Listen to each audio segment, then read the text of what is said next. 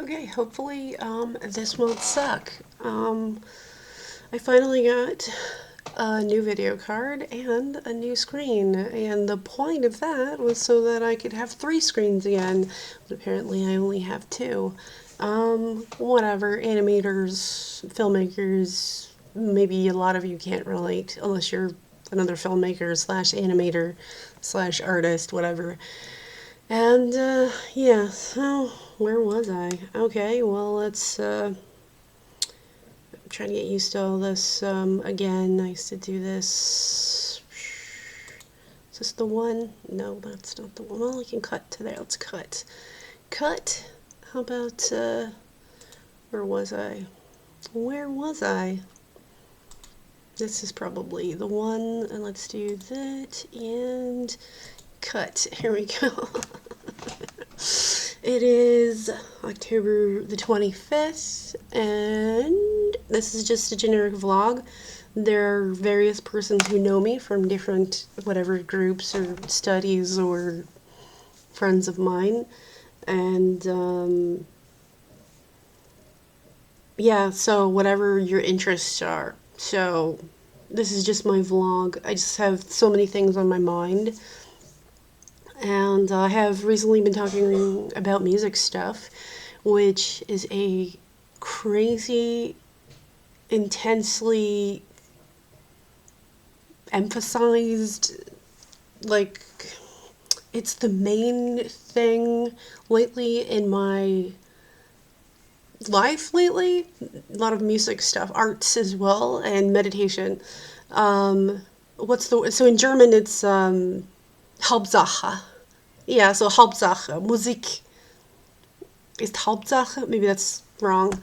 I went back to studying Greek again, but it's like modern Greek for, well, there's a reason, potentially. I'm not going to say what that is, though. So at this time of the year, I have a tendency to listen to a lot of tribal fusion. I mentioned this in previous vlog. I think it was the last month. This whole month just blew by. It's the Halloween event in Pokemon Go, which is also like a main thing in my life, which sort of went down a lot because I was just super burnt out after I hit level 50. And I don't even know who is actually in charge of Pokemon Go. It was Niantic, and then it was supposed to be Scopely that bought it, whatever that means. I don't know anymore. Nothing makes sense anymore. And a lot of times when stuff goes wrong, they still blame Niantic. Um, I, I don't freaking know. I don't freaking know. Like, all I can say is there are so many times in the past, like, 4 years where people would send me, like, job hiring things at Niantic, and they never even like opened the portfolio. So whatever, like I just whatever. I still play Pokemon Go, and I still actually like Pokemon and the fandoms a lot. I have a lot of meaningful relationships, interactions with people, etc.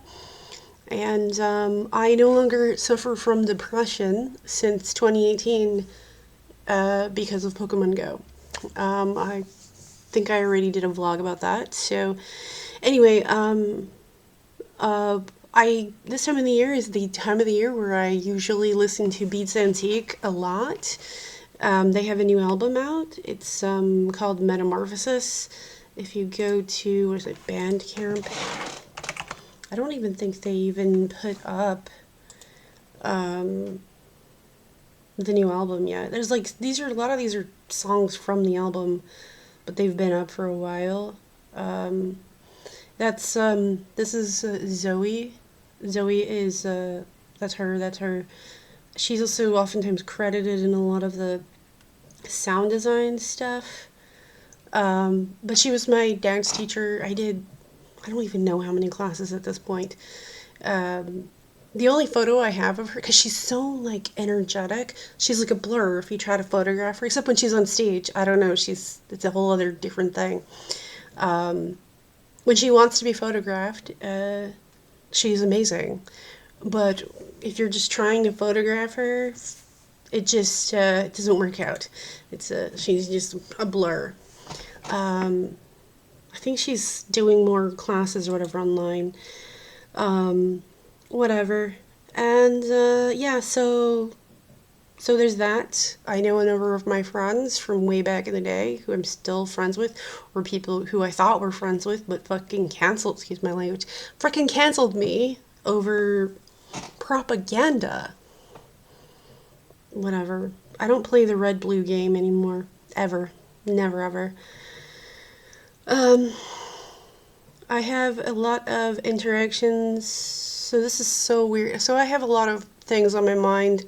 There's so many thoughts. I have just so many things on my mind, so many things I could talk about. And I find that going off the cuff with this is not easy. Despite this time of year, I have a tendency to listen to like a lot of tribal fusion stuff. A lot of it is more Middle Eastern or North African or Mediterranean or whatever.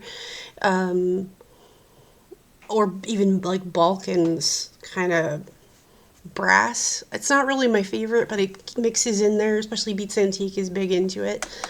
And then, so my friend died last year. And he has a way of doing things. I have a lot of, I don't know what to call it, after death communication. It's a thing. It's always a thing. It's always a thing. And this is just another one of those things. And I don't frickin' care if anybody believes me or not. Like at this point, because I'm very skeptical. I learned a lot of my technique and skepticism from him, and he was like my biggest role model, but he was also my friend. And he was a teacher at Yale University, which is ironic because he didn't even have a degree. That's how smart he was. He was my friend. There were so many times when I wanted to try and figure out like reasons or things like excuses so that I could do stuff with him, because he was that kind of person. Like everything about him as a person, as a human being, as an artist, as a creative person, as an intellectual, everything about him, his humanities, was all the things that I valued. He was also like, he's an animator like me, only different. Like me, but different. He was just very unique and wacky, and he could be serious also. He had the mental, intellectual, and cerebral precision of like a laser. And he could scrutinize things like a judge and a lawyer, but he wasn't either. If anything, I feel like he could outthink lawyers and judges. He had a kind of, sometimes it was as though he had like a photographic memory for a lot of things. Most of the time, he was just. He also had a big heart. He had this compassion, this humanity, compassion, and all the things that I valued. He also did and or embodied, and so a lot of times I wanted to be like him. And there was stuff that he said to me that really made my day. He was, every time I would try to like approach him, like it was like this weird, like I don't know if you know like Zen master stuff or like koans and things like that, because we talked about like everything from like philosophy to a lot of political stuff. Now I broke out of the red-blue game, and he was suffering from Job's disease, which is horrific and extremely rare, and he somehow outlived his life expectancy over 10 years. He was greater than great. And he was very unusual, like myself. There's so many unusual things about him. And he had a lot of unusual experiences himself that are very quote-unquote paranormal.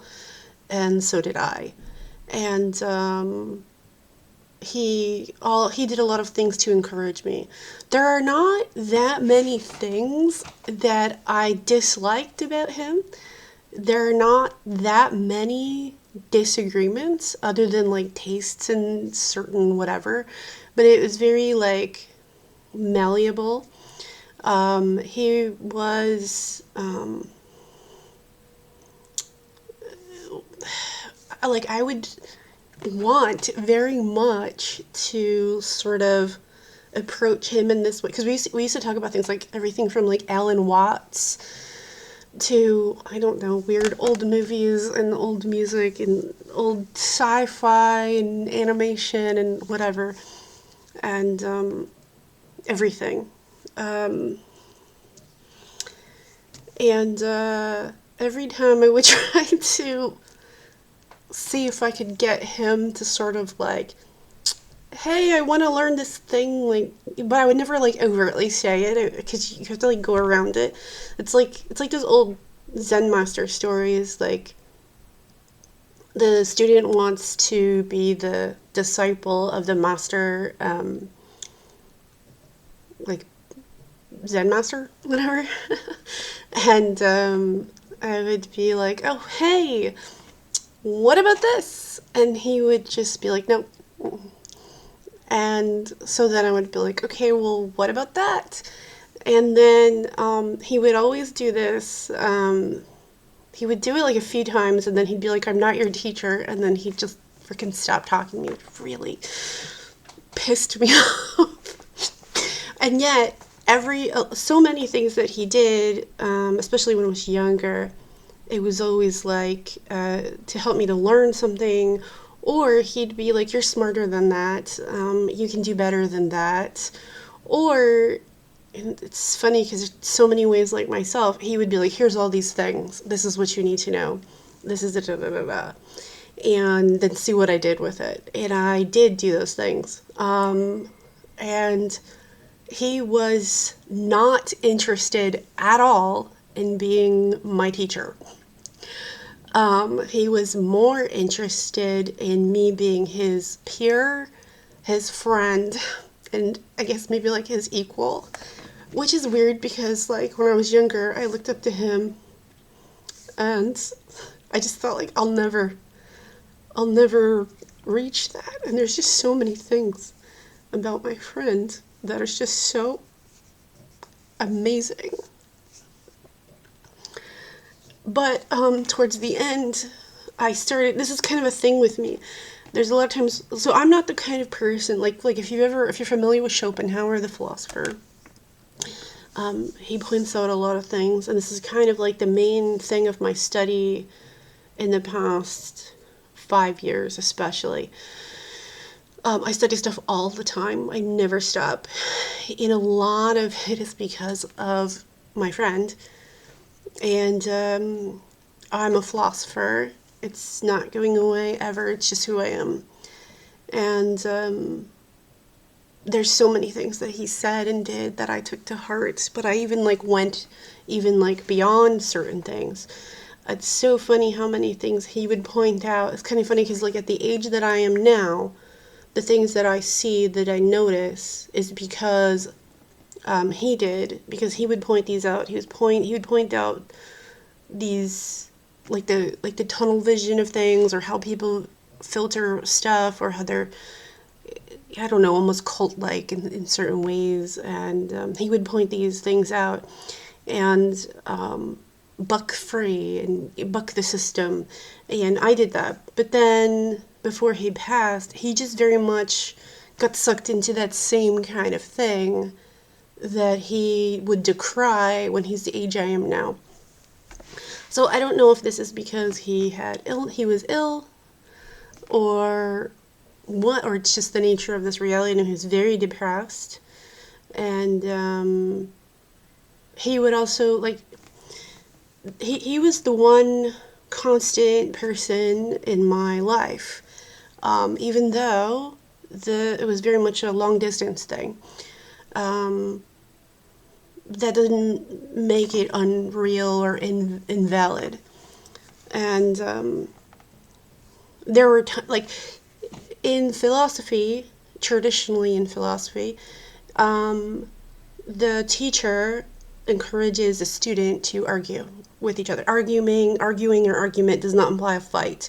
It is literally when you go to college or university, when you're writing an essay or a thesis, your point is your argument. This is where, like, verbiage becomes like what it actually is supposed to be. And this is also kind of a problem I find with a number of people that I know who are smart, are intelligent, but they don't and won't go through the basics of philosophy. Like, I can show you right now. I think was it Chris Ann Moore? I'm going to bring this up because you should just at least sit through the first several of these. Let's see. I think it's Chris Ann. Is it Moore?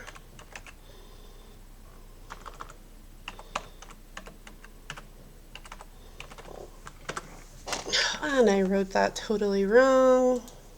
Oh, there it is. Honolulu. Okay, go to this channel, and here we go. This is kind of dated, but I think this is the best. If you can skip. I would say you could skip this one. But start at this second video here, and then just keep going. Now, it is a bit dated because she'll use the arguments of morals versus ethics, which I view as outdated and incorrect. She tries to refute it, but now that I'm older, I can see that this is incorrect, and I could write my own rebuttal to this. I would recommend that you go to... I gotta be honest, I am not a fan of Immanuel Kant at all, and I don't consider him for example, with the concept of a sophist versus a philosopher, I do not view Immanuel Kant actually as a philosopher. I feel like he's a sham, and I think he's a religious zealot that's actually a sophist. And yes, I went there. I would say, go through these and actually learn as far as philosophy goes, the basics are the main thing that you need, which is the Socratic method. So Socrates as well as Aristotle. I would also say that one of the things I feel like the reason why philosophy is not very, because I did major in philosophy at UMass Boston. One of the problems I feel like the problem with philosophy today is that it's shoved too far into academia. A lot of times when you see YouTubers or philosophers today who have a degree or whatever, they are sort of stuck and systematic in this academic thing, and they can be very snobby. They're very different than the original traditional philosophers. I find they have an overemphasis on bragging about how many books they've read, how well read they are on all these books and topics. And it's too shoved into the bookshelves and the written word, whereas the original philosophers were more talkative, and they talked, they walked. That's why I personally refer to myself as a walking philosopher and not an academic, which is ironic because so much of my knowledge in philosophy came from academia. I know this seems like a contradiction, but there are many people who I feel go off on these grand crusades or faith-based I'm not trying to be mean, but I feel like people get so lost in emotion. Another thing I'm really just fed up with is appeal to emotion, or it's called a pathetic appeal, hedonistic stuff. So this is why you need to know philosophy. You need to know the ethics, the basics, the bare bones, bare minimum, simple, easy to do. And there's another problem with academic philosophy, especially like if it's your 101, your first class, or even if you're just new to philosophy. I don't think you should ever start off with Aristotle. I think that should be later. It should be Socrates and Plato, and then his students, which does include Aristotle. Aristotle gets into the more advanced logic, which is actually very good. But if you're new and you're trying to get into Aristotelian logic, it's going to scare you, intimidate you, and then you're done. It's like you have to kind of wean into it. Another one, big, huge mistake. Do not ever start off philosophy doing René Descartes, ever. Never, ever. I feel like these two things are the things that intimidate people and make people give up. The main point of philosophy was to sort of self-examine this is rational thought and logic, right? Now, that's not to say that art doesn't have value. Art leaps beyond logic or outside of it, which is interesting because all of the original philosophers, the ancient philosophers, had taste in arts and humanities. So culture, music, theater, entertainment, music, visual arts, culture, food. This is kind of funny because that's also the things that the sophists valued. Now, the sophists first started off with good intentions, and then they became this sort of manipulative body of groups of individuals. And this is why Socrates came about, to refute that. And when you understand the difference between sophistry and philosophy, and meaning logic, you start to see the bullshit of everything. And this was the thing that I valued very much about my friend. He was always using like the bare bones, and then he could go beyond that. And my friend, David, he just meant so much to me. And then even if so it's kind of interesting because he was kind of like this who's who of all kinds of interesting personalities, etc. Everything from artists, people in Hollywood, VFX, because he was a VFX pioneer, computers, coding, programming, and then especially music. He had his whole where he lived, the house he had before he passed away was just stacked full of all kinds of books. And he would always, every day, find some reason to check in on me, see what I was doing, and vice versa. He was the main focus of anything and everything every day. I was like, I wonder what David's doing, and vice versa. And so interacting with a lot of the people that interacted with him was very interesting because there were various celebrities, really famous people of many kinds of quote-unquote celebrities, including Hollywood and music, and it's just fascinating. That was not the thing that interested me, though. The thing that interested me was my friend.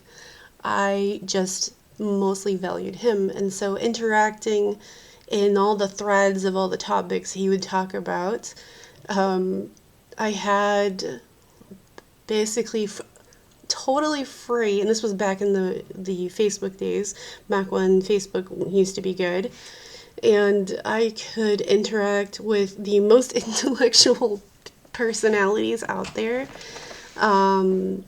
people who were indie news and so on, and at some point, because he would go through certain friendships with people at times, I feel like he'd have a disagreement or he'd have a distaste over something, and then, he could be moody. This is kind of like the only thing that I didn't care for that he would do, and I was aware of that, and I had many times seen various friends of him also turn on him that I don't feel like he deserved, but he also had this moodiness. And then he would, block me, unblock me, friend me, unfriend me. It was this weird thing he did, and it hurt, because it hurt a lot, because he would just suddenly like delete me and I hadn't done anything. I have a different perspective on this today, but he did block me before.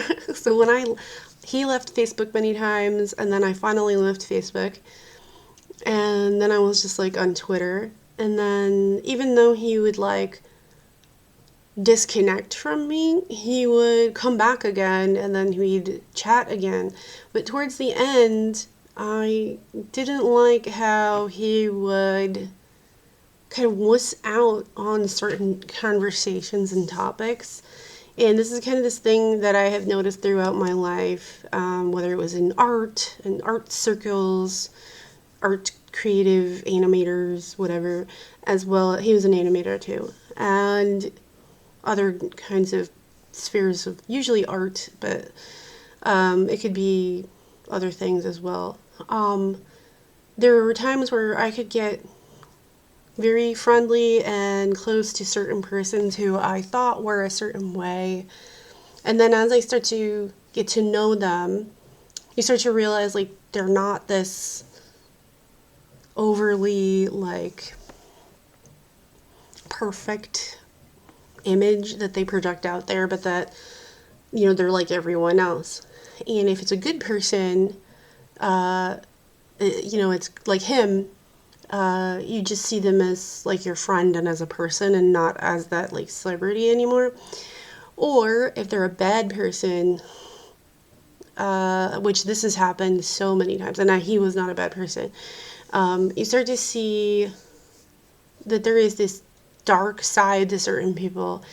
And I have many times come to the point where I could outthink, out-argue, or think beyond, because I notice this with a lot of people, especially as you're getting older, people will start to just plateau. Or I've also noticed this a lot with certain people who have like a degree, like a master's degree or a PhD. When they graduate, they have this, celebration that they have reached this top achievement, and then after a while, it just kind of has gone to their head at a certain point.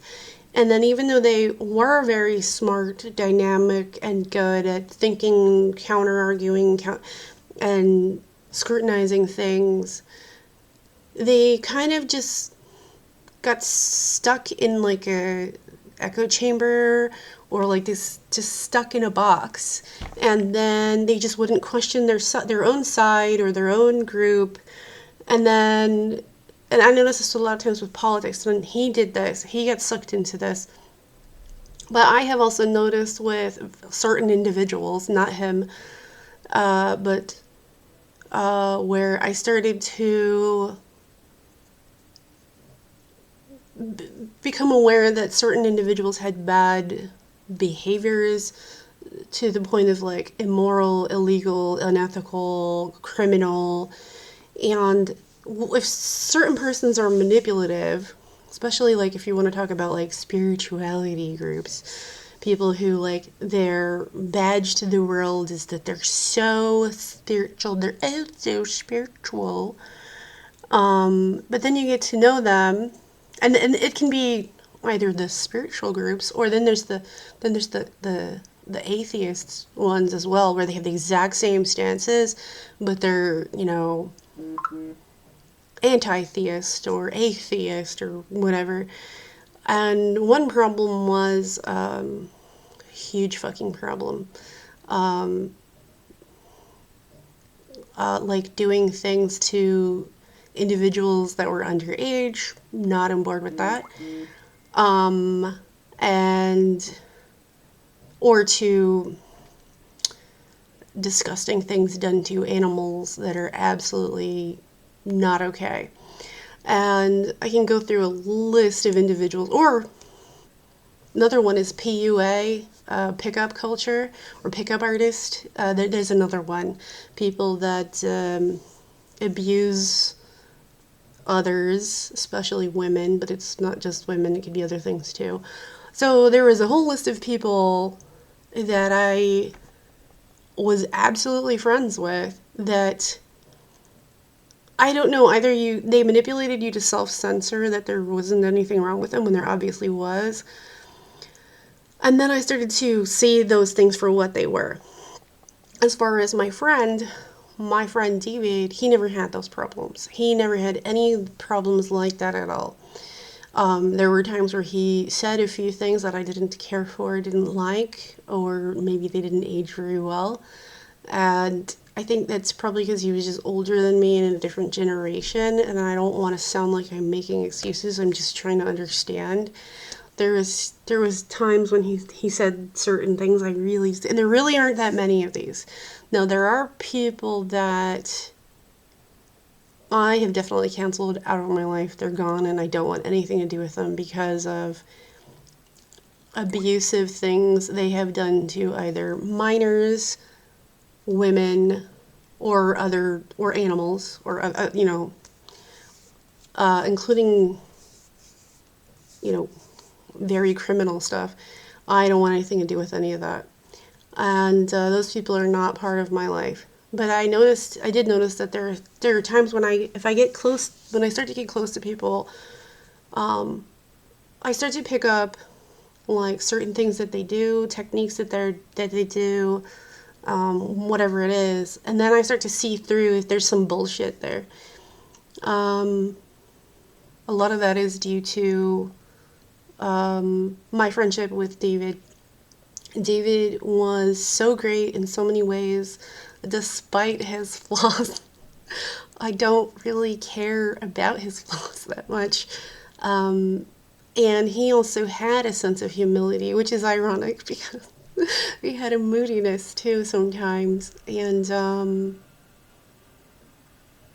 I knew something was wrong. I knew something was wrong at the end, and I have regrets about it. Like, I wish I had, like, when he was in Berlin, I really wish I had, like, just given him my phone number and been like, hey, let's chat.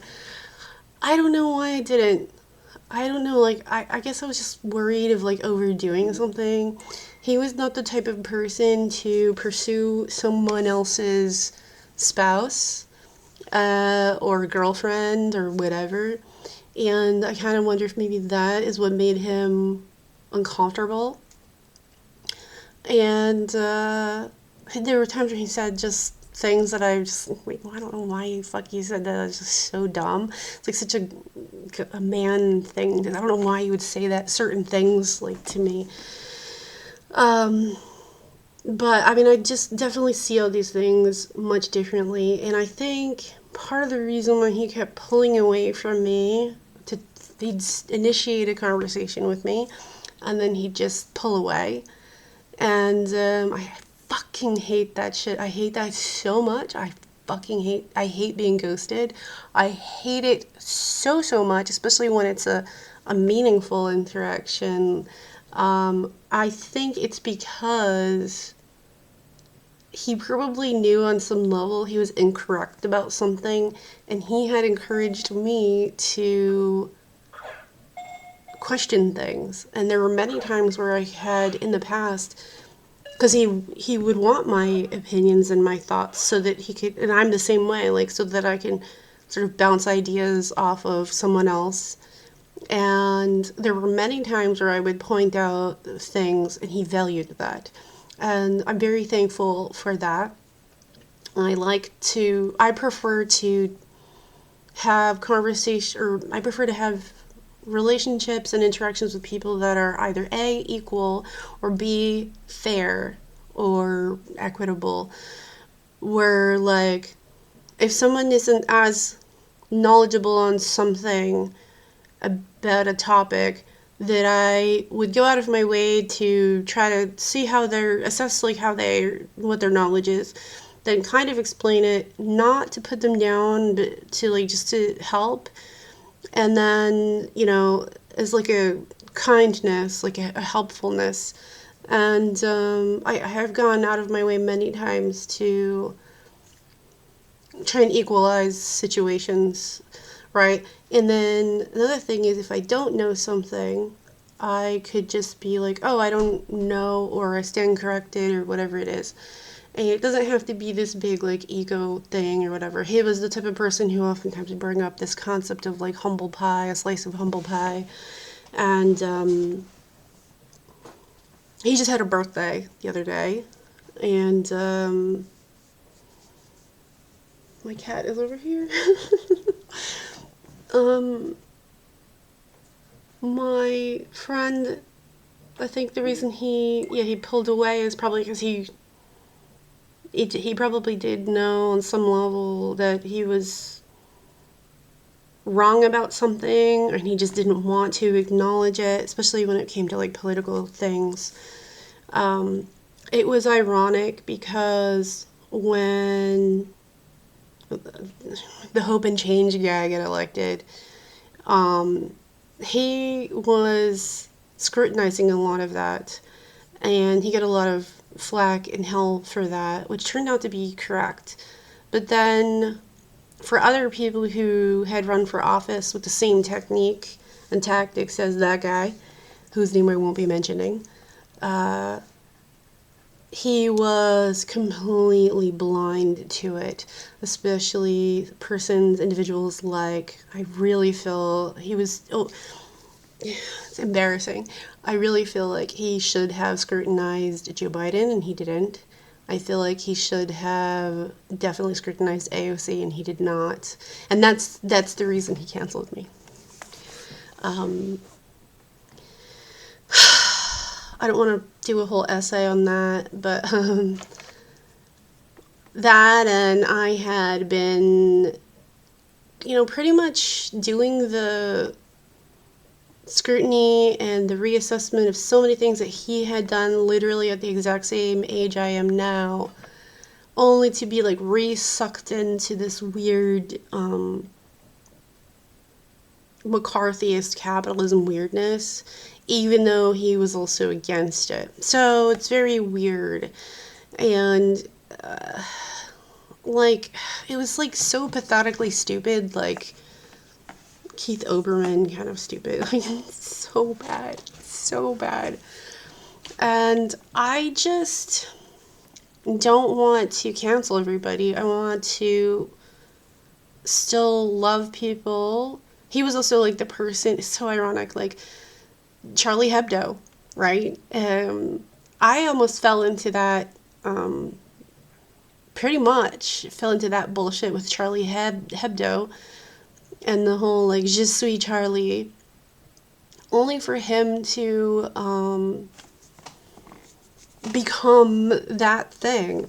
And I was just, it bothered me. I didn't like it at all. I just didn't understand why all of a sudden he was being sucked into this, like, pro-censorship crap. Maybe that's probably why he didn't want to engage. Probably because I think on some level he probably did know that he was being sucked into the wrong thing. I don't know why he was forced into retirement at Yale. Because he did block me. But he is always around me. He is always doing stuff. And it's not just my pareidolia. I mean, we could call it that if you want. But my pareidolia doesn't interact with you. pareidolia doesn't answer your questions or requests. I don't like the idea of, because I'm very skeptical and I can scrutinize the shit out of anything. I don't like the idea of, because I have been very stubborn and willful and overly scrutinizing. After a certain point, it's just rude. My cat is right here. And at some point, it's just like overdue, and it was like, get over it. Like, this is a thing. This is really happening.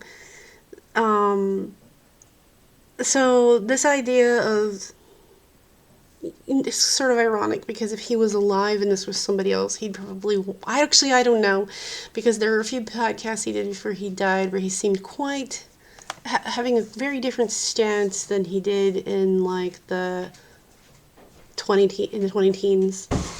I don't like the idea of treating a person like a poodle to do tricks, to do stupid tricks to entertain humans. And this is why, like, I don't feel good about it at all. I have zero interest in sort of pushing or coercing my friend to prove anything to me, because he's already done that like many, many times. I refuse to make him do things. He has his own free will, and I don't like the idea of treating a great person like that, like a poodle, to entertain little piddly humans. Do this thing for everybody, dead guy. I hate that. I hate that so much. It's like dirty. I just don't like this idea of treating my friend like that, which is interesting because he has his ways of doing things, because I can and have requested things. I have asked questions, and the answers are very interesting. The reciprocation, and sometimes these things are like in a big way. I also feel like he's still learning. He's always learning something. It's just never ending. I also feel like when he left his living identity, body, human experience, or whatever, I feel like there is like this transition thing where he viewed things a certain way, very linear and whatever, and then there's like outside of this linear thing, and there's like different things of it. I feel like a lot of this was presented him with a lot of learning curves. He had to figure all this stuff out, and it's as though I have had different interactions with him at different degrees of this transition out, or outside of it.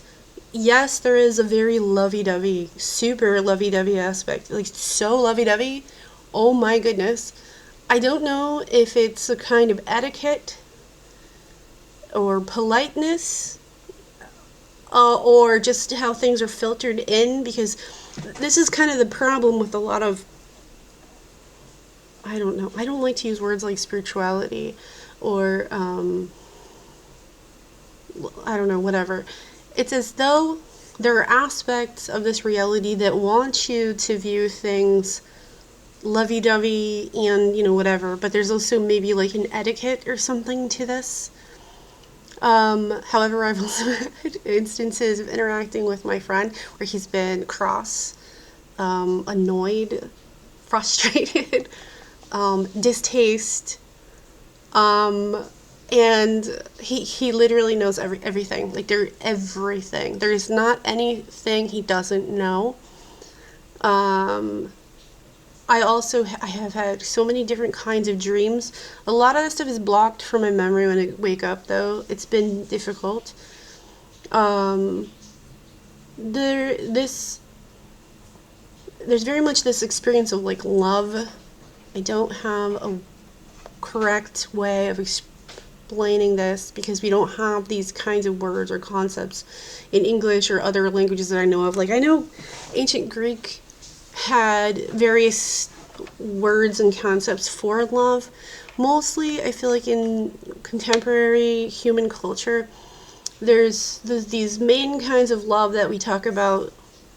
There's things like your family, like familial love, like to your parents to children, mother, father, mother to child, father to child, or child to parent. There's like brotherly, sisterly, love for your cousins, which is very brotherly, sisterly. And then there's like neighbors, goodwill, agape, altruism, friendship is one, a big one. And then there's like these things where, like, if you've had friendships with people, there are just some friends that you have that you love more than others. I don't know why this is. There's just some people, like, you don't have control over how you feel about, like, you just love certain people more or in a different way. And one of the things I very much am so aware of is this love between myself and my friend, and I specifically use the word friend. This is just so different than any other friendship. Also, he is unlike other human beings. He's just not the same in just so many ways. And he was also very aware of how unusual he was, to the point of, like, being embarrassed and also, like, worrying about coming off as arrogant. There was times where he could just say something about, himself, and people would just fly off the handle like he was some arrogant jerk, and he wasn't. He literally was a Photoshop expert, like the Photoshop expert, and there's so many memes, like, mocking him ignorantly that had no idea who he was. And he was an expert image analyst. He was very much a polymath and a polyglot, which is part of the reason why I was so fascinated with him as a person. But when I was just past that fascination, he every day was my friend. My interactions with him were not always like wow, because then we had this friendship, and he's my friend. He was my buddy, and we were just goof around. It's funny because I still have all kinds of experiences, like dreams and stuff, and many times when this happens, they just kind of, like, sort of pop out of my body. I don't know how to explain some of this, and it's very, like, childlike. We're like little kids. I had a lot of these other experiences before I found out he died, because I didn't know when he died, because he blocked me. He blocked me on Twitter, and he blocked me on a lot of places. And I was really frustrated because I knew I was doing something, and I was doing something with these other beings. And I'd wake up and it reminded me of stuff like when I was younger, when I was more of like a new age person. And I was like, who is that? Like, what was that? And there was all these, like, tests and experiments. I kept having dreams where it was like these people in lab coats were like watching and observing me in my dreams, and I was very aware of them. I had also another thing was he didn't like his appearance in this life. He was very self-aware of his appearance. I did not care about this. I just cared about my friend because he's my friend, and because I just thought he was awesome, because he was. And he was really funny. And he was one of those people. There were two main people who I found to be very knowledgeable about things. And if I went to him and he didn't know, I could ask the other person. The other person turned out to be a criminal who canceled himself and pled guilty to a variety of things. And that's a whole other story. I had a little weird dreams about that. It was kind of weird because I had dreams about that before it even happened, and David had passed away. So, like I said, David knows stuff. David knows a lot of stuff.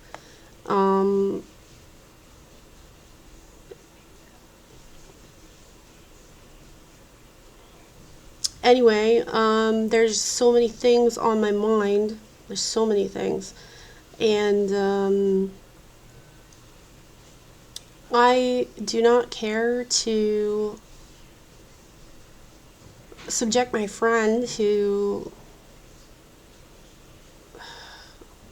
I really hate it. It's so like cringy. Like, I know there's a lot of people who like proof of this and that, and I'm in that camp. Problem is, for dealing with my friends, first of all, I have my bias, my preferences, and I don't feel right about trying to strong arm my friend into like being like a test subject for proof of after death communication or whatever. I experience this a lot. It's so common that some of it I don't even notice. I can also be stubborn. I can also be like, I can ignore things, or I'm just kind of in my head a lot, or I'm busy doing 10 different things. He also has a way of, well, so here's another thing. He does not necessarily, I wouldn't like, so usually the word manipulation implies like negative things, but if you're an artist and you're using paints and a paintbrush, you are in fact manipulating the paint and the pigments and the brush. So that's not a bad thing. You literally are manipulating. Manly means like hand by hand, right? Oftentimes in contemporary discussions, concept views, people use the word manipulation as a bad negative thing. So for this reason, I feel like he can influence things. And there's definitely, I also have agency, free will. I can refuse to do something. I don't have to do anything. However, he has found many ways to steer me, coax me, drag me into accepting some kind of information, receiving the information, acknowledging the information, and the biggest of all is learning something I did not want to learn. Especially when it has to do with some kind of prejudice that I have or had. And he's gotten very good at this, because I have, especially when I'm dreaming, when I'm sleeping. This is another thing I learned about myself. When I'm dreaming, when I'm sleeping, I have, probably because I have had very bad negative experiences throughout my life. That's another story. I have a kind of snobbiness, uppityness about things going on in my dreams. That when I go to sleep, I want to experience this certain set of stuff. And if it doesn't conform or meet my standards, what I want, the way I want it, it's junk and go away. I don't care. No. And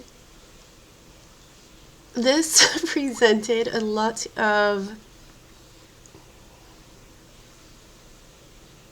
I don't know, things to work through, to figure out. He had to figure out how to. Another thing is, I very much am very good at sort of falling asleep, surrendering to the script of a dream, and just going along with the script of the dream, and just sort of this lull. So I'm very good at lulling. I'm very good at just going into the stream of where the dream goes, or whatever goes on when you're sleeping. And I'm also very rigid, almost closed-minded in some ways for certain things. And to the point of snobbing it, like just so snobby, like no, ugh, no, don't think so, go away, not interested. And he definitely took these things head on and was like, oh, no, no, no, no, no, no, no, no, no, we're not having this anymore. Wake up, pay attention to this, acknowledge this, stop lolling, stop falling asleep. Pay attention to what I'm doing. I want you to see this. I want you to acknowledge this. I want you to remember this. I want you to comprehend this, and I want you to let this in. And it's kind of interesting because when I would wake up, I would regret my closedness, my prejudice, my snobbiness. It's so funny as I think about it now. It's fucking hilarious. But it's true. It's definitely true. I definitely had these prejudices and this like snobby, uppity, pretentious aspect of myself, especially in my dreams. I just feel like this is mine. Nothing comes in that I don't want it. But there are definitely other things that can override it.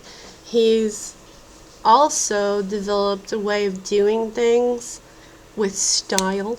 He has he's very stylistic in how he presents things to me. And this is not just in dreams, this is also in like 3D physical reality. The way that he gets stuff to happen. He has style, he has technique. He's also done things that my read on it is it's like programming, like how, because I understand certain aspects of software and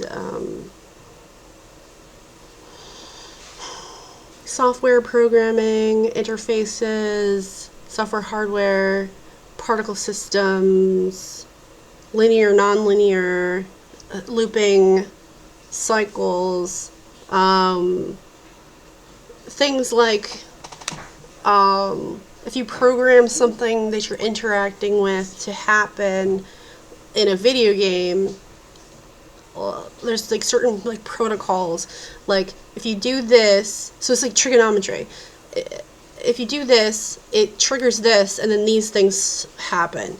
There's a lot of that kind of thing. There's a lot of this sort of programmed aspects of certain things. One big one is air currents of air. That's a big one. One thing I don't like currently is when he interacts with certain kinds of technology. He has the problem with him blowing up light bulbs and knocking shit over or ruining it. That's a thing. But I've also become aware of just a lot of other things since that. Anyway, what else? So yeah, right now it's Go Battle weekend, which is the main thing I'm doing. I look like crap right now. I haven't I haven't really been going outside that much today because it's Go Battle weekend, and I'm probably going to do that in a little bit. Can do more with that in a little bit. I am, where is it? I am level 71. Which is right here. Where is it? We have 80 levels now in Pokemon Go. I went straight to level 70, and now I'm level 71. I am very close to 72. I'm just kind of pacing myself through this because we have to get a million Stardust, which has not been going as good as I would have liked it to go, but it's Go Battle weekend, so there's that. Another thing. Okay, so I'm just gonna mention, so I started with the topic of like music or whatever. I don't know if I mentioned this stuff. So this is a thing that I'm probably gonna have to do another video because this video is running long. So this one here, Angel of Fire, Dragon Pact Hymn, and Awaken a Beautiful Dream, which is actually by The Shadow. Where is it? This is somebody did a lyric video, but they got the lyrics wrong.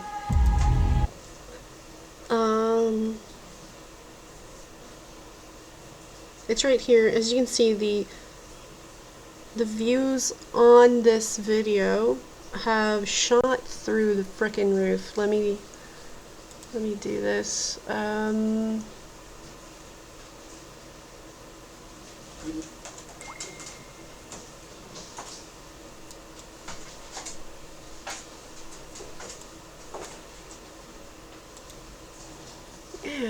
let's do this again.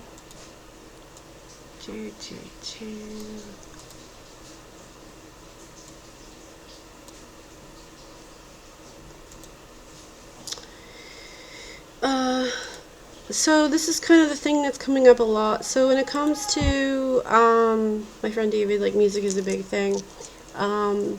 He will like slam me with a lot of just, well, when I ask for it, oh boy, does it happen.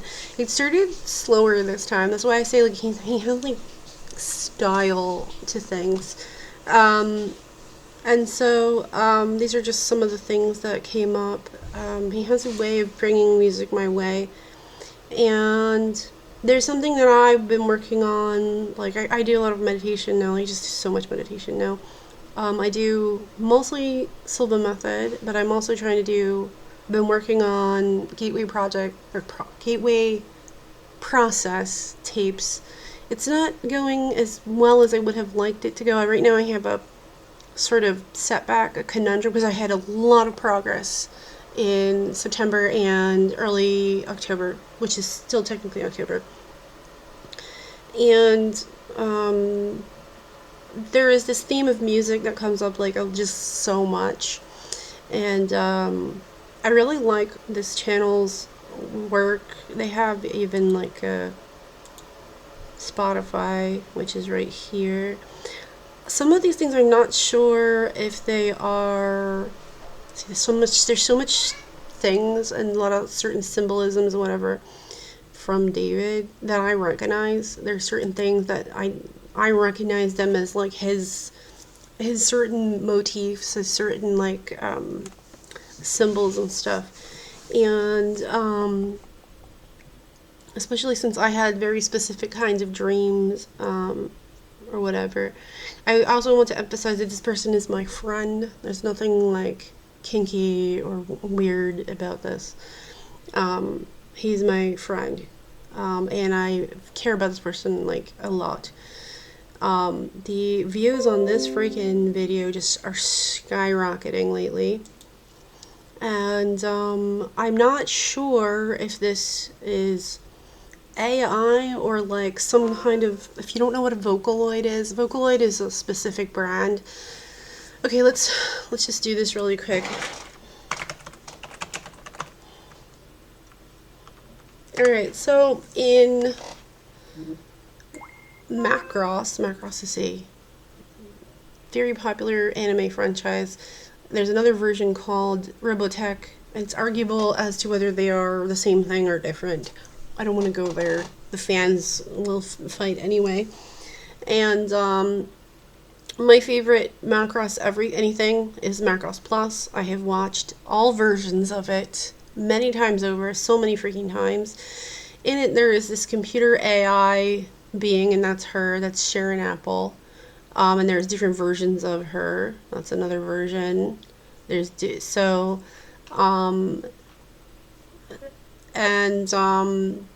lot of the things, certain kinds of franchises like Star Trek and Macross will put stuff in their stories that later on kind of turns into reality, like a real thing.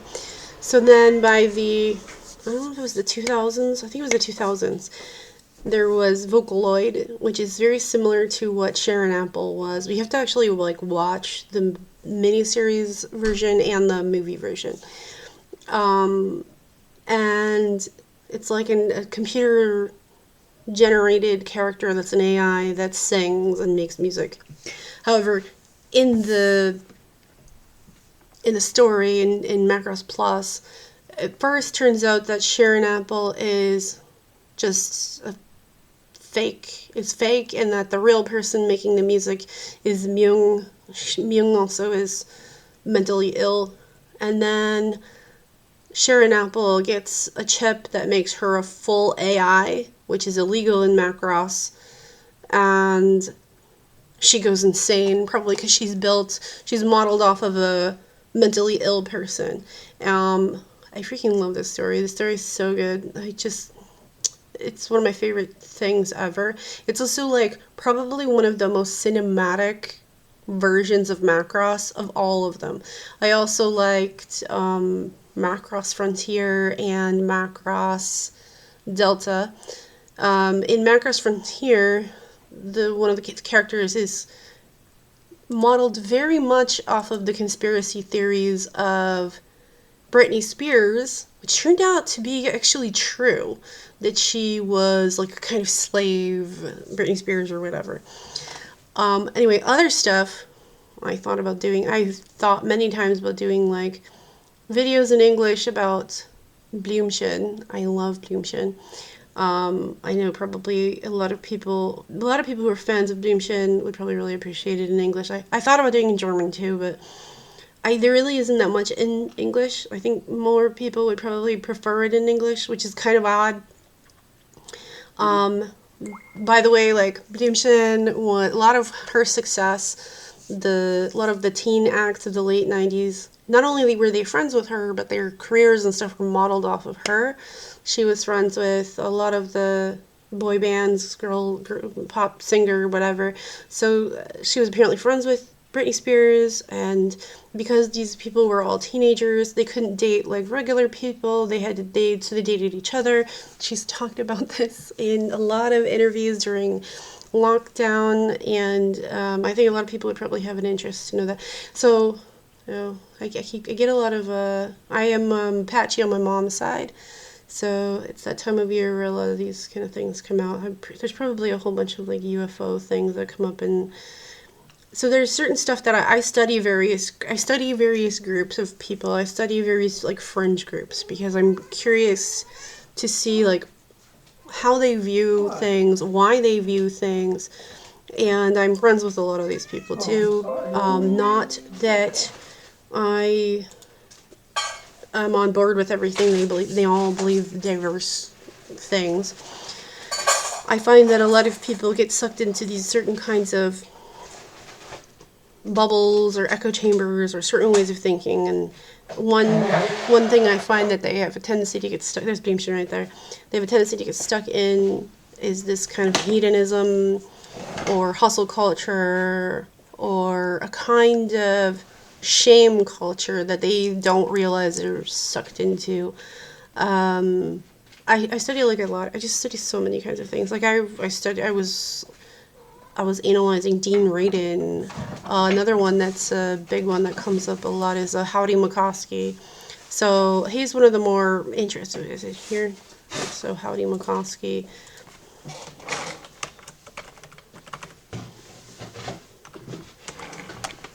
I just watched an interview of him recently. So I think was this one I just watched. One of these. So Howdy McCoskey is an interesting personality. He said he wanted to like talk to me or whatever, and he didn't. That's fine, whatever. He's not obligated to do anything I want, because whatever. Why? Like that's dumb. This is another channel. So Third Eye Drops is. I know some of my friends, especially people that are, I don't want to call anybody stupid. I think that's mean. People who are smarter than they realize, but easily get sucked into certain kinds of traps, sort of mental traps or cultural traps. There's certain kinds of traps of thinking. And there are certain people that I do care about, that I do love and respect very much, but they're wrong. Sorry. love you, but you're fucking wrong. For some reason, they don't like this guy. I don't know why, because this is one of the channels, Third Eye Drops, with Michael Phillip. Michael Phillip is a fascinating person to me. When he talks about things,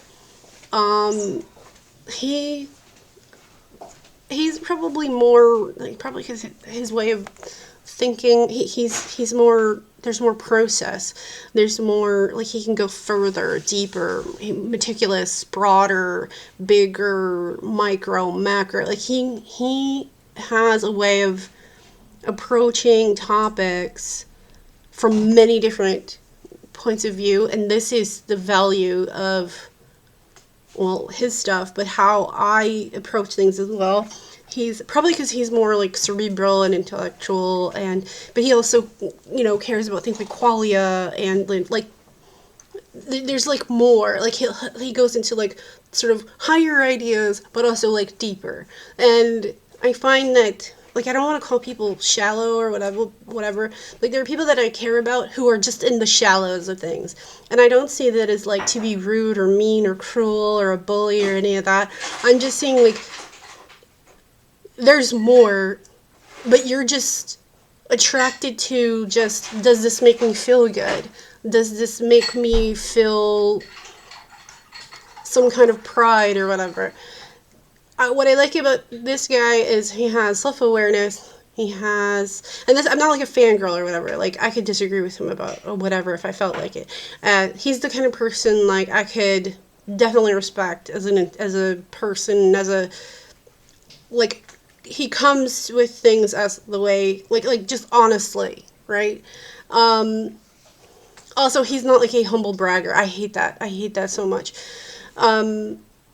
There's a few other ones. There's this one I like. This topic is sort of fascinatingly popular right now because when I was a kid, paranormal stuff and UFO stuff was more of a leftist thing, okay? And somehow it flipped over to more right-wing stuff. However, this person here does not strike me as a right-winger. So this is interesting to me. Same thing with my friend David was more of a left-wing person. I'm more left-wing, but there are people now who think they're left-wing, but they're not. They're like center-right or right of center, but they think they're leftists because they're stuck in the red-blue game. Another one I really like is Paul Wallace. So I've read so many ancient texts, like, in different translations or whatever. The 20 teens was like a gigantic chunk of time where I scrutinized many different translations of all kinds, just everything. So Paul Wallace is upfront about the fact that he is a religious person, but he's so not dogmatic at all. He does like certain aspects of his faith, and he was like a priest or something. I forget what, a deacon or something like that. And he approaches things from different. So, for example, one of them, which I actually felt was a good theory, was cargo culture theory, which is really old. Another one is, so I've read, or not fully read, but sort of, Blumrich, which was an astronaut. He wrote a whole book. He even has like patents and stuff, and it's kind of ironic because I don't think he was religious. I thought he was more of an atheist. But actually, I'm not sure, though. I could totally be wrong. I thought his theories and his assessments of things were good. And so then we get into things like cargo culture, Blumrich, which I found to be weird that David didn't like. He didn't like any of those things. And I'm like, there's pretty good, as far as like a theory goes, the framework and the way that these theories are set up, the way that they're written, the way that they make their case, I feel like they made sense to me. As a theory, I thought their logic was sound. You could disagree, but as far as being a theory, I thought they were good. Why did I write that? I don't know. This is the kind of person that I very much respect, I don't have to agree with anything or everything that he says, but I find that his approach to the topics, to his perspective on it, actually are good, sound, solid. I don't necessarily know that I agree that we're visited by extraterrestrials, like, definitively, but these are interesting ideas. These are actually pretty good. I thought they were pretty good ideas. I don't know. I'm not convinced. Like, there are many stances he has I'm not convinced of, but I'm open to these ideas. I would say I'm open to. There's another person that he oftentimes does stuff with. It's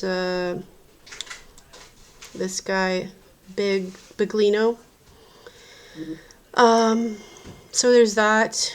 I was more interested in a lot of, because the concept that somehow people in the news, like news, they don't even reporters anymore. They're just pundits. They're absolutely insane. I've seen the way they behave. They're bad role models. They're poor human beings. They're not people you should look up to, or people you should aspire to be. People who just use sophistry, like they use weaker. They can't win with facts. They can't win with logic, reasoning, or being correct about something. So since they can't win on merit or ideas, they will just use these sophistry techniques of just like appeal to authority, ad hominem attacks, ergo decito fallacy. There's a lot of these kind of logical fallacies that they use, and the way that these people behave, like these pundits are not journalists. They don't even have to be correct about anything. They're just emotional, they have outbursts, they're rude, they're attention-getting, they're upsetting. It's like they took the format of reality TV, which isn't even reality, and applied it to the semblance of the news. So I was so fed up with the news. The news is just insanity on parade, and I don't care to give it attention anymore. I don't care for like doom scroll. Like, I really love Jimmy Dore so much. I just really like Jimmy Dore. But he got on this thing where he was just always talking about, like, he wanted to prove how, because his shtick is that he was a dumb nightclub comedian who was drunk and high, and he could do the news better while drunk and high, which is awesome. But he got injured by something, and then the people who were supposed to be all about facts and data and all that stuff get sucked into the same stupidity of like groupthink, like how right-wingers were in the Obama era. And so then he wanted to, and some of these people who were his friends had like degrees and whatever. And so he proved, he's smart. He wanted to prove how he understood medical science, facts, trends, data sets, all this stuff, analysis, trends, things like that. And I feel like he did that, but then he just kept going. And at some point I was just like, okay, I know, Jimmy, like, you're an expert on, like, these things, these medical things now, and you're very good at, making a counter-argument or a thesis or a treatise or whatever, a verbal demonstration of your knowledge of these things beyond the so-called experts or, whatever. And I just was tired of it, even though I still really like Jimmy Dore. I like Jimmy Dore a lot. I also just don't care for the news as much anymore because it's just always the same thing. Like, oh, the people in charge in this government and that government and our government, they're corrupt, they're bad, they're evil, here's some more horrors they did. I just feel like it just gives, it's like you charging the battery of these things. Like you giving it your attention, it just seems to keep it going and keep it on track. And I don't, and I just feel my energy, my vitality just sort of depleted from these things. I just don't have it in me to do a freak out fast every day. Or another thing I don't like is this kind of, like in ancient times, people would they'd throw stones, they'd stone somebody to death, right? And today we don't do stoning anymore, but it's like we have this texting thing, or like where people will like it's not enough to like you cancel them, but then you don't. Like you said you canceled somebody, but then now you have this very uppity, entitled, like, I have an excuse to be a bully, and now I'm going to stone people with text. And it's like this weird feeding frenzy of, well, this person has been declared stupid, or an ism, or an ist, or a phobe, or whatever it is, and let's all dogpile and stone this person with text and just negativity and whatever. Meanwhile, like, hypocritically, you say you want acceptance and tolerance and diversity, but you're ironically the thing you're supposed to be against, because you don't actually care about these things. You actually just want an excuse to be a bully. You want an excuse to attack. And the thing I really just get annoyed with right now is people who get sex changes, who think, especially guys, men, no offense to men, but men that get sex changes all of a sudden think, and there's sometimes where, like, my whole freaking YouTube feed or Twitter is just all these dudes with sex changes who, I hate this person, I'm better than you, I want to attack you, I want to say all these bad things about this person, everybody you go, I want to send my minion bullies to go flame this person. Like, what are we doing? What are we doing? This isn't tolerance, this isn't diversity, this isn't, like, it's just, really think about what you're doing. Really think about what you're doing. And, yeah, so there's people who are not happy with me because I had the audacity to talk to my neighbors who voted for someone they didn't like. I don't want to get sucked into the voter shaming, I don't want to cancel people based on who they voted for. I don't care about the system. The problems with a lot of things are systemic. There's people who love to shame me based on some ideals of, like, the 1930s or something. I don't freaking care about your judgment of the things you have been force-fed to think. I don't conform to your things. Another thing I don't care for is people of lesser minds who judge me based on things that are not of value. Another thing is, like, I'm just so tired of, like, the McCarthyism crap. I'm tired of, like, this capitalism, like the capitalism's the only good thing or whatever, or somehow equating falsely democracy with capitalism. People who don't know anything about, who didn't study philosophy, who didn't study logic, you don't even understand democracy or the origins of it or whatever. I'm really tired of this crap. Alright, I think I'm going to just end this because this is getting very long.